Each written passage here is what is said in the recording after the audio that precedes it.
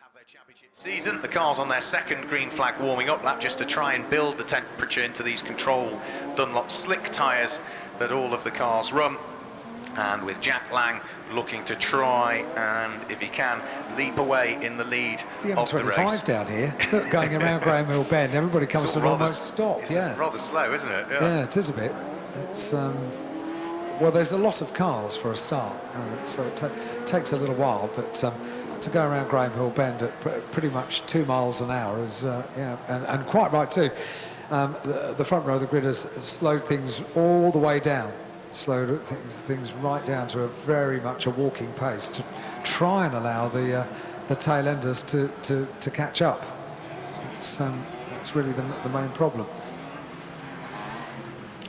They've come to a stop. There we go. Everyone has stopped over at Clearways. So there's 7, 8, 9 cars or so that have all come to a complete stop over there. Bradley Ellis, is this usual? No, not really. I think it's just a concertina effect, isn't it, of why everyone going slow. There's a lot of them. Yeah, and everyone's trying to do a couple of practice starts, and it's just it's going to really affect the front few rows because they got onto the grid quite early. I don't want to be waiting there for too long. Well, fortunately that wait is almost coming to an end now because the last few cars are just coming around Clark Curve, about to get things underway. Bradley Ellis, he never fails to get excited before the start of the race. He's got a connection with Mark Richards on the inside of row 2. He's looking after him, and he's a good tip apparently from Bradley. I believe Bradley. Here we go. We're about to get racing underway. Yeah, let's wait and see because the final row of the grid is coming into position now. Steve Burgess leads the championship coming into this weekend from Mark Richards, and well, we find Steve Burgess on the third row of the grid, Mark Richards on the second row of the grid. The green flag's been waved at the tail end of the field. The red light is about to come on any second now, which it does. Jack Lang on pole position, the green car of Tony Wells alongside. A little bit of creeping from Brian Caldwell. Tony Wells gets nowhere when the lights go out. It is a good start from Jack Lang, but a fabulous start from Brian Caldwell, who just appeared to be creeping a little bit in the early stages, but it is going to be Jack Lang, whose orange car is able to reassert himself back into the lead of the race as they head up towards Druids for the first time. Jack Lang leads, Brian Caldwell's there in second place. Tony Wells, who really didn't get off the line at all very well, sitting there in third position, and sitting there in fourth place directly behind him is going to be Steve Burgess, the man who leads the championship. They're all safely through the first couple of corners though, and this enormous fill of Radical cars charges its way down the Cooper Straight with the front two, Alan, having just pulled away a little bit, haven't they? Jack Lang and Brian Caldwell. Well, the significant thing about what you've just said, Mark, is that everybody's got through the first few corners without a problem. It's not until we get to Surtees that we have the first car which has gone off on the grass across the line to complete the first lap. Goes Jack Lang, our race leader, and we've got one car, as I said, that went off on the grass on the outside of Surtees, which gets back on the tarmac now, rejoins, and that's the only casualty from lap number 1, which is quite exceptional when you've got a field that's this big to get through turn 1, turn 2 up at Druids, and then turn 3 at Graham Hill without a problem, without a casualty, is very good news. Sadly, lap 2 is not the same story. No, I think we did have a spin also midway in the middle of the pack for Peter Tyler, I spotted as well. We've got one in the gravel trap up at Paddock Hill Bend. Again, I have a feeling I know who the car is, but a quick gaze through the binoculars will hopefully confirm the number as being number 78, which is the car that I thought was one of a couple of possibilities that was there. And that car is the car of Lewis G. So that's a car that also had a trip into the gravel in qualifying this morning. So yellow flags at Paddock Hill Bend, no overtaking. Out front and leading the race is number 7, Jack Lang. Brian Caldwell with him in second position. The relative gap between the two of them was almost a second as they came over the start-finish line. We've still got sitting there in third place the light green car of Tony Wells, and it's Steve Burgess in fourth position. Fifth position is John McLeod, and completing the top 6 at this stage is Mark Richards. So started third, he's dropped to 6th, but has still got time to try and pick the places back up again as they're about to come through and conclude lap number 3. Over the start-finish line now come the former BRDC Formula 4 racer Jack Lang leads. He's got a better advantage this time as well, hasn't he, as he comes across the line. The advantage almost 1.3 seconds between himself and Brian Caldwell in second place. Wells in third, Burgess in fourth.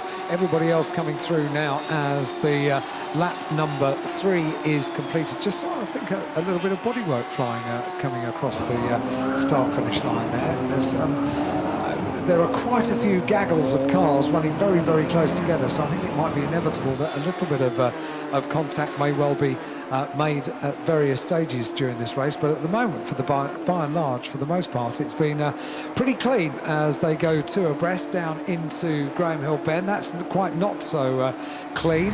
Getting off better out of that is the number 46 car, which continues on its way, but certainly slowed down significantly in losing a couple of places. There is the number 8 car of Mark Hignett that gets back on the circuit and rejoins and sets off on his way and goes round again. So he goes round at Surtees. It's not been a good lap. This is a lap to forget, isn't it? Goodness me. And a safety car is required because we've got that car beached in the gravel over at the bottom of Halewood Hill.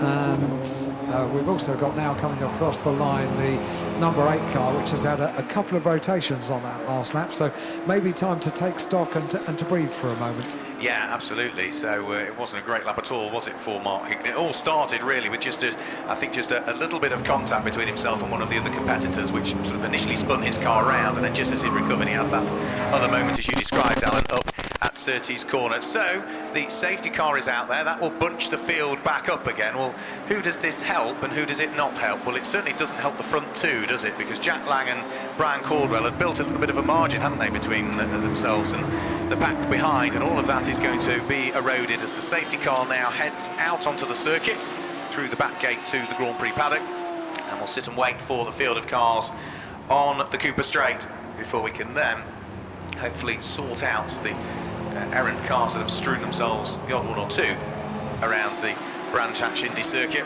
The clock will continue to tick, of course, whilst all of this is going on, so there's just under 12 minutes of the race to go. Jack Lang leads, Brian Caldwell second at the wheel of car number 66. Third is number 3, Tony Wells. Fourth is number 2, Steve Burgess. Fifth is number 14, which is John McLeod. Sixth is 52, which is Mark Richards. Seventh is number 23, which is Jason Rishover. Eighth position is number 57, which is Brian Murphy. Ninth place is 28, which is Elliot Goodman. And completing the top 10, that's where we see car number 11 that sits there, which is Aaron and Lee Bailey's car. And in this race, it's being driven by Aaron Bailey. That's the top 10.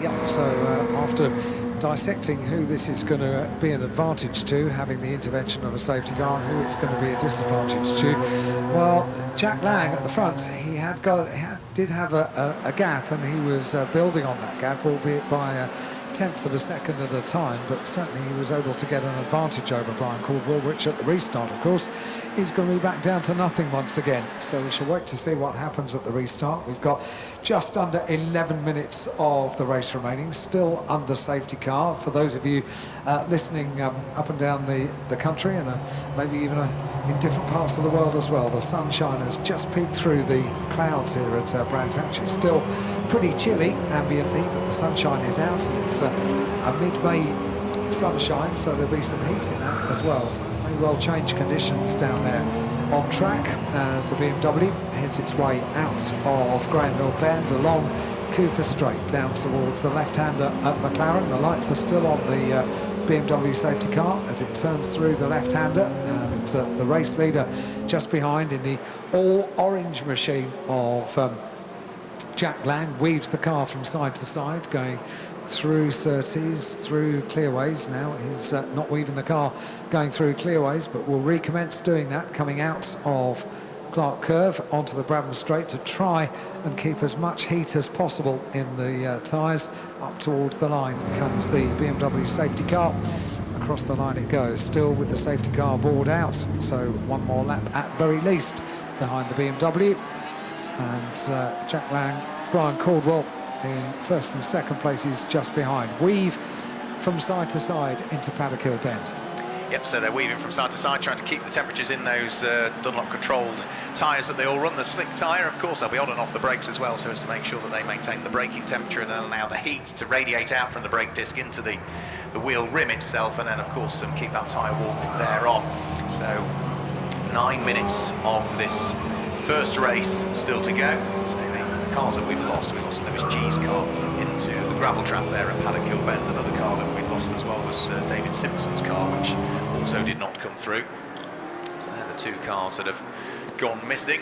And with the safety car now with its lights extinguished heading down the Cooper Straight, it means that the safety car is in this lap, and Jack Lang is backing the pack up. The safety car is about to turn its way into the pit lane, and when is Jack Lang going to apply the throttle? Once he decides to go, he's got to go. For the moment, he's just weaving from side to side, and any second now, here we go, Jack Lang gets the race back underway. It's been a good restart from Jack Lang, not quite as good from Brian Caldwell in second position, who finds himself under a little bit of pressure from Tony Wells. But as the race gets back underway, no overtaking until they reach the start-finish line. Jack Lang leads the race, Brian Caldwell's there in second place, then it is Tony Wells who sits there in third place under pressure from Steve Burgess, who gets good momentum this time coming out of Paddock Hill Bend, and the red car number 2 in fourth place, starts to close right up onto the coattails of Tony Wells. Well, Steve Burgess has done a good chunk of winning so far this year. He missed out on the overall championship by a whisker last year and is now looking to try and haul himself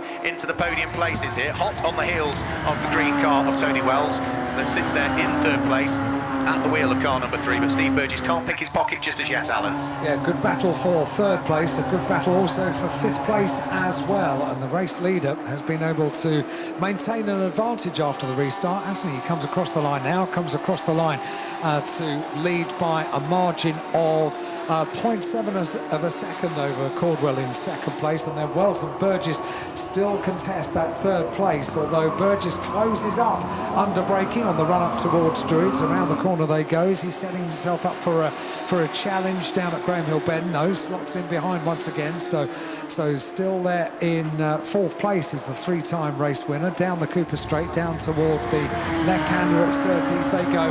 This the closest battle within the top few places. This battle for third place, mounting a challenge there, just has a look down on the inside as they go into Clearways. Through Clearways they go up towards Clark Curve. Is he setting himself up maybe for a challenge at Paddock Hill Bend? Across the line they'll go. This the third place battle, great battle it is as well, and Burgess slots in behind once again, so still there in fourth place, but putting Wells under a huge amount of pressure. Goodness. Yeah, absolutely. At the moment, though, Tony Wells has not made a mistake. Just make sure that he keeps the car positioned exactly where he needs it. That's going to make it almost impossible, really, for Steve Burgess to try and wiggle his way through. We did also have another shuffle in the order down towards the bottom of the top 10. Car number 95, Joe Stables, up to 9th on that lap, which means that number 11, Aaron Bailey, dropped down into 10th position. And I think Joe Stables is looking to try already and start to pull away from the car he's just taken that position from. Again, Steve Burgess has another nibble in fourth place to try and get himself right up onto terms with Tony Wells. Is he going to be close enough this time as they come over the start-finish line? No, he's going to pick up a bit of the toe, but he's too far back again, really, isn't he, as they head into the braking area for Paddock Hill Bend. So the order still remains the same. It's still Lang from Caldwell, then the gap before we get Tony Wells still squabbling away with Steve Burgess, who gets ever closer this time on the run up towards Druids. I might ask Bradley Ellis about this, because it's one thing to close up, it's another thing entirely to pass, isn't it? It doesn't look to be too easy a job for Steve Burgess. It's very hard to overtake around here because all the braking zones are very short. You don't. It's very hard to get alongside someone, actually outbrake them. So you actually have to be very intelligent and sort of almost set it up over the period of like 2 or 3 corners. What would you be thinking particularly? Where would be your favourite? Druids here is always a favourite, so you just pressure them into Paddock Hill, make them go a little bit wide, and then just get them on the undercut on the exit of Paddock Hill and have a nice run up to Druids is normally the easiest way. But if they don't make a mistake at Paddock Hill, you know, it's very easy to defend up into Druids, so it's very difficult. Hasn't made a mistake there at Paddock Hill. In fact, to the contrary, I reckon their little battle is allowing the 5th place battle to close up. The gap seems to have come down between the back of Burgess's car and the front of McLeod's car in 5th place, still contesting that position with Richards, who completes the top 6. So that could be, before too long, a 4-car battle. Yeah, it's almost formed, isn't it? Yeah, it's just a slightly bigger gap back, isn't it? Still between the tail end of the red car of Steve Burgess and then the front end of the white car with its checkers on it in the hands of John McLeod. Over the start-finish line, 4.5 minutes to go. Jack Lang leads the race by over a second from number 66, which is Brian Caldwell. Then we get this train of what is really 4 cars now, almost equidistantly spread, but it is still Tony Wells from Steve Burgess, who again seems to get on the power that split second earlier, heading out of Paddock Hill Bend. Door closes though, can't quite squeeze his way through. That's as close as he's come as yet, Alan. It certainly is, yeah. Just had a little look down on the inside up towards Druids, and pretty much exactly as if he was listening to what Bradley Ellis had said on the previous lap, just trying to push things going up towards Druids, but he keeps up the pressure, no doubt about that. This the third place battle, absolutely fantastic going around McLaren. He just looked out to the left-hand side, going through Clearways, through Clark Curve, up towards the line they come. This the third place battle, top two positions unchanged, and the gap between the top two, let's just keep an eye on the third place battle, and the gap almost 2 seconds now, 1.9 seconds between Lang and Caldwell in first and second places.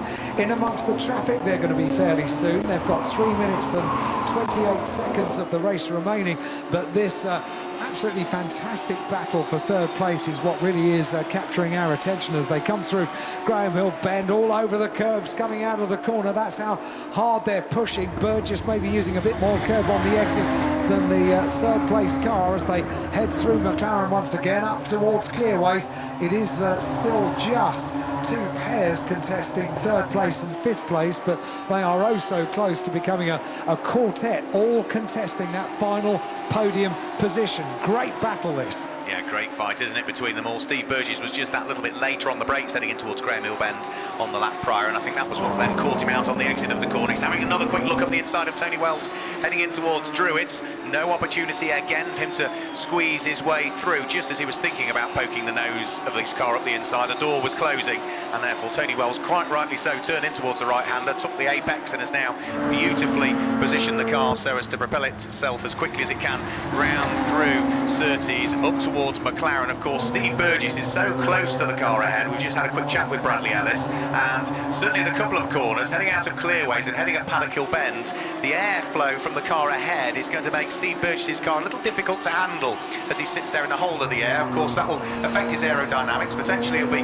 affecting the tyres as well. It's easier for the car to wash out that little bit wide, but for the moment he's going very well indeed. Order still remains the same. Jack Lang leads, Brian Caldwell second, and then Wells, Burgess, McLeod and Mark Richards in that four-car squabble. Yeah, but I get the feeling that somebody like Bradley Ellis is quite happy if the car's unsettled, because he can Dr. drift it around the next corner.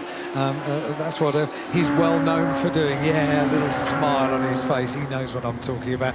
Here they go. This is the battle for third place, and it's going to be a change. So there's a change. Just jigs out, makes the most of the traffic, does Burgess, and takes the place away from Tony Wells coming into Clearways, and that was just really capitalising on the fact that there was traffic in the way, was able to make a very decisive move. And I was wondering whether it was going to cause all four of them to close up together and for it to be a quartet. It very nearly is a quartet, but in a different order, because finally all of that pressure has paid off and Burgess is up into third. Yeah, now he's up into third place. He's already starting to put a little bit more daylight between himself and Tony Wells, who is now in danger of falling into the clutches of John McLeod, who's still got the black and white car of Mark Richards, number 52, breathing down his neck. So they turn their way through the left-hander at Surtees, up towards the right-hander at McLaren. No opportunity there for Mark Richards to sneak his way through it ahead of the number 14 machine in the hands of John McLeod. As over the start-finish line to start what should be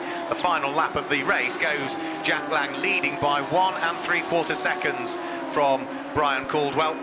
So it certainly looks as though those two are safely going to stand on the first and second steps of the podium. And now that Steve Burgess at the wheel of car number 2 is up into third, he has just posted his best lap of the race so far for Steve Burgess at 46.17 compared to the fastest lap of the race that's down in the 45s in the hands of Jack Lang. We've got one in the gravel trap at Paddock Hill Bend. It's rotated through 180 degrees and come to rest harmlessly at the back of the gravel trap. And again, I have a feeling who I know it is. I think it might be car number 11, possibly Aaron Bailey, that's had the issue, but we'll confirm all of that once we've had the checkered flag fly, which is going to happen now. The first race win of the weekend goes the way of Jack Lang. He'll be chuffed with that.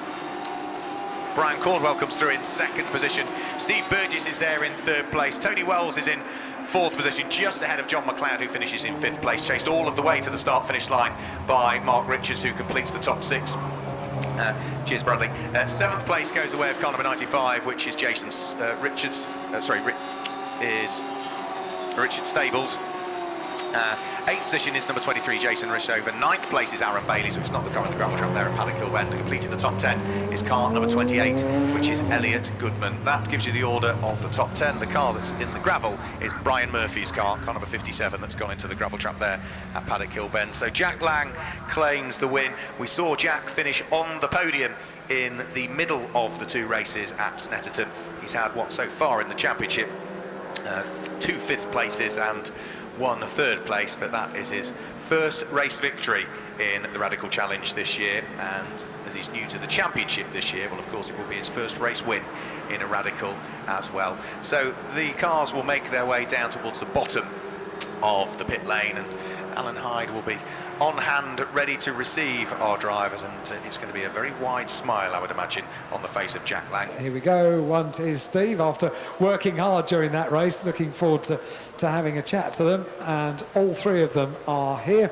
And who's going to make the presentation, Joe? Amanda Abbott is going to make the podium, championship coordinator. So, Amanda, onto the podium, if you please. There we go. We just undo the door at the rear of the podium and get the drivers onto the podium in reverse order. In third place, Steve Burgess. What a race it was. Really putting the pressure on. Kept us enthralled race long to take that third place. And there's the bottle of bubbly. In second place, Brian Caldwell onto the podium. Well done, Brian. Congratulations. Onto the second step of the podium he will go. And then we're going to have a very happy first-time race winner, Jack Lang, on the top step of the podium. Well done, Jack. Congratulations. Gets a big cheer from over the other side of the circuit. Gets his I Love Brazil champagne as well. Well done, guys. Are we having photographs over there? We are. So bunch up together maybe on the top step of the podium. We could get a nice tight picture of all three of you. That's it, front and centre. Big smiles. And I'm pretty sure they're not going to spray the champagne. They'll save that for a little bit later on. Jack, let's pop down and have a chat to me if you would. I'm thinking mainly 2 elements of the race that were absolutely critical. First of all, the first start, the proper start, and you were sat there on pole position for quite a long time, weren't you? Yeah, just need to get tyres as warm as possible, get the rears warm, and just waiting for everyone to get on the grid, and then got so much wheel spin at the start, and Brian nearly got me off the line. So yeah, I think there were quite a few that got a bit of wheel spin, because you were sat there for so long. Presumably you lost a bit of tyre temperature, did you? Yeah, I think so. We're probably there for 2 minutes waiting for all the others. So well, it felt like 2 minutes. Yeah, it felt like ages. Yeah, it did. Well, well done on the first win. The other important point was the restart, of course. You had to keep it lit then. Yeah, I was just keeping the tyres warm. When I saw the safety car lights out, I took a wide line and then just floored it, and hopefully he was a couple of car lengths behind, and he was, so I was able to not defend. Well, it worked. Who are these people over here? The family? There's Ollie and Neil, which are my drivers, my junior team.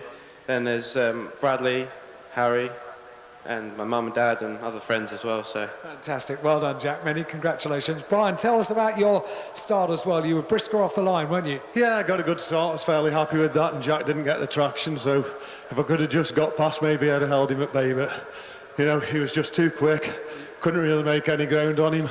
The sort of pleasing bit for me, as I could see Tony and Steve scrapping behind me, of course, which gave me a little bit of comfort behind. So what's involved there? Just a brief look in the mirrors, just to make sure that they're still busy with each other? Yeah, and I could see them fighting, and I was gapping them a little bit, so that took the pressure off me, which was a non-eventful but quite pleasant race, really. Yeah, super work, Brian. Thank you very much indeed. Steve, you kept us enthralled during that race, because you really have to pump up the pressure on him, didn't you? Yeah, I felt like I had the pace over Tony, but, you know, there's a couple of places where I could pass it, trying inside into Druids or sort of out of Surtees into Clearways on the inside there.